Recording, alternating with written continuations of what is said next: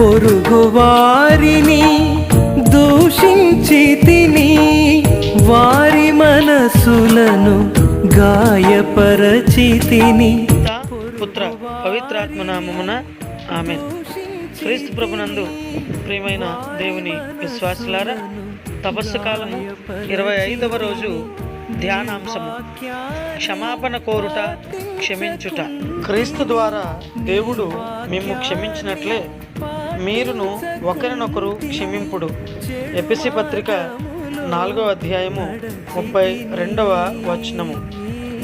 మనము తప్పు చేశామని ఎవరిని బాధ పెట్టామో వారిని క్షమాపణ అడగమని మన మనస్సాక్షి గద్దిస్తుంది.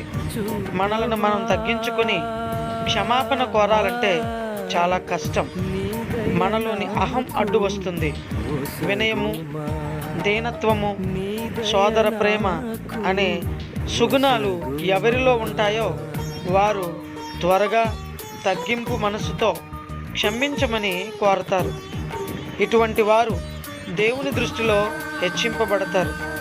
దేవుని సన్నిధిలో ప్రార్థించినప్పుడు పవిత్రాత్మ దేవుడు గుర్తు చేయుచున్న పాపములను ఒప్పుకొని పశ్చాత్తాపముతో కన్నీటితో దేవుని పాదాలు కడిగినప్పుడు క్షమాపణ పొందుతాం. దేవుడు మనలను క్షమించినట్లే మనం ఇతరులను హృదయపూర్వకంగా క్షమించాలి. అప్పుడే మన పాపములు దేవుడు క్షమించునని బైబిల్ నందు ఉన్నది. ఎన్ని మార్లు క్షమిస్తాను అని కొందరు బాధపడుతుంటారు. 70 మార్లు క్షమించమని బోధిస్తున్నారు. అనగా మన జీవితాంతము ఇతరులను క్షమించాలి. అప్పుడే మనలను దేవుడు క్షమిస్తారు.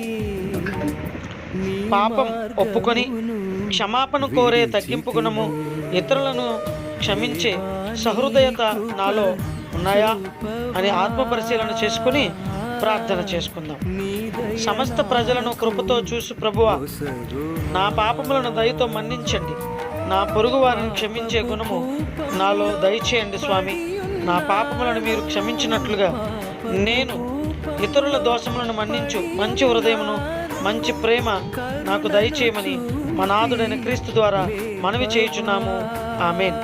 పిత, పుత్ర, పవిత్రాత్మ నామమున ఆమేన్. చూపి లేపవా దేవా, నీ కృప చూపవా,